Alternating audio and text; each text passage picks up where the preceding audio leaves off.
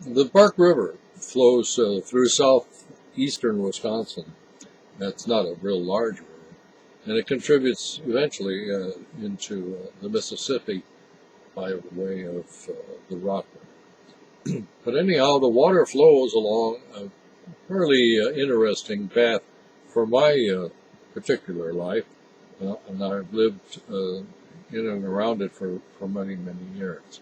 There's one or two places where it widens out into a lake on its own, and a couple of places where we've erected concrete dams to create lakes out of what have been marshland. One of those lakes is the Nemabin Lake, Nemhabin, upper and lower.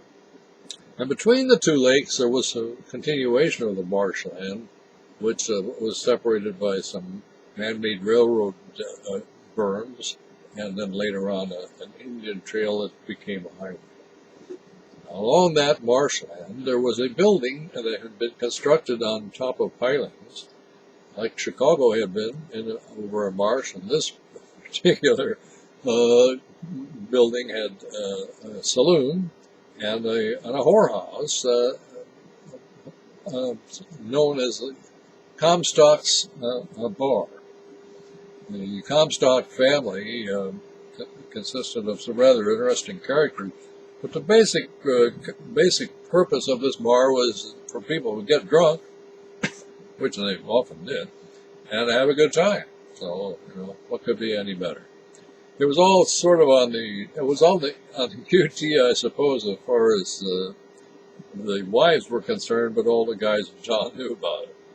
Well, anyhow, we used to sit in that bar, and it had a beautiful view of the river, being right over on top of it. In fact, you look out the glass windows along the western edge of the building, and you were right over that riverbed, the Park River between the upper Nemabin and the lower Nemabin became a little river there. And in that river, there were some piers and some bait boxes for minnows for people to come, piers for launching boats and tying boats up, and of course, a ramp, a pier for Comstock's Bar, so that people could come up and drink right over in their boat and get drink. And across the river was a pier for my Uncle Ed's bar, so people could tie up in his place and go up to his grocery store and bar. But anyhow, that was Comstock. That's where it was. Now, the story is that I was asked to relate to you. We were sitting in there one Sunday afternoon, and people would come from all over.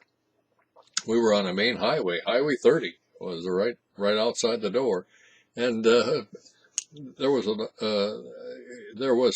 some traffic, because it was a U.S. highway. There was some traffic that went all the way through, and there was a little bit of local traffic. Back when I was a kid, 1940s, everybody didn't have cars. That was a rare thing, and the people that did would drive around on these highways and stop off at bars and get drunk. That was it. That was life, folks.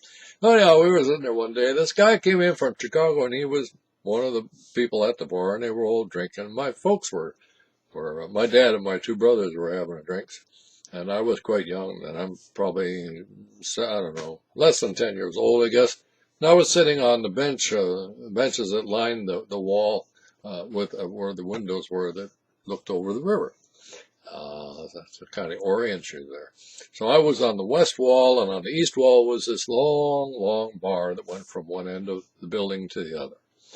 And behind the bar was Lon and his girlfriend Goldie, and a few other people that were in that particular family. Lon Comstock was his name, and he was pretty well known as a bartender, and he was also known as being able to crack the bullwhip with some precision, where he could do tricks with clicking cigarettes out of people's mouths and things.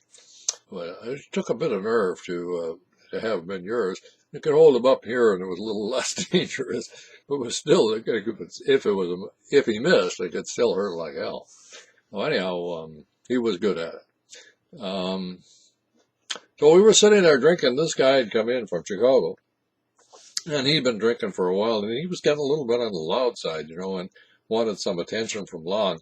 So he kept eating these big dill pickles. They had in a big jar of pickles behind the bar. I had a jar of those, and they generally would have a jar of pickled pig's feet, and a jar of pickled eggs, and a jar of pickled pickles. Whatever the hell those, pickled cucumbers, right? That's what's in pickles. Anyhow, they had this pickle, they ate all the pickles, there weren't any pickles left, so the guy's kind of drunk, and he's giving Lon a bad time, wants another pickle. Well, Lon says there's no more pickles. So he sets this jar of pickle juice on the bar so they can look at it and see that there aren't any pickles. And the guy says, well, I'll drink the pickle juice then. Well, Lon said, go right ahead, it's on the house. Well, it wasn't very often that Lon bought a drink. So when he said he could have it all for nothing, the guy couldn't resist. So anyhow, he said, this guy, I'm an adult now, we're talking about an adult, but still, he picks up this gigantic jar. What would that be, a gallon or two or whatever, glass jar, and there's like a quart of pickle juice in the bottom, and he's drinking this pickle juice, and it's kind of sloshing over his face and over his head, and he's tilting back on his bar chair, and he's drinking and drinking and drinking, and he gets a little past center, and all of a sudden he goes, wham, hits the floor, the pickle jar smashes out on the floor, and I'm looking at that, juice is running over, he's laying on the floor, flat out, and the bar stool's there, and they kind of reach over and pull the bar stool up, but the guy's laying stretched out there. Well, one of the things that this area provided was snapping turtles, big snapping turtles, and people would catch them and make soup out of them. But if you wanted to have soup on a regular basis, well, you'd want to have a few of them around for when it was soup time. And they wouldn't go very far. They were pretty slow. They were mean as hell, but they didn't eat a whole lot, Well, anyhow, they had a couple of these snapping turtles that people would bring in, and they'd leave them walk around on the bar floor, because they didn't mess all that much. And Lon would give you a glass of beer if you brought in a snapping turtle. He'd give you a glass of beer for free. And then, of course, you get a bowl of turtle soup, too, when that turtle was in the pot. So it was a pretty good deal all around, because the turtle soup was very, very popular.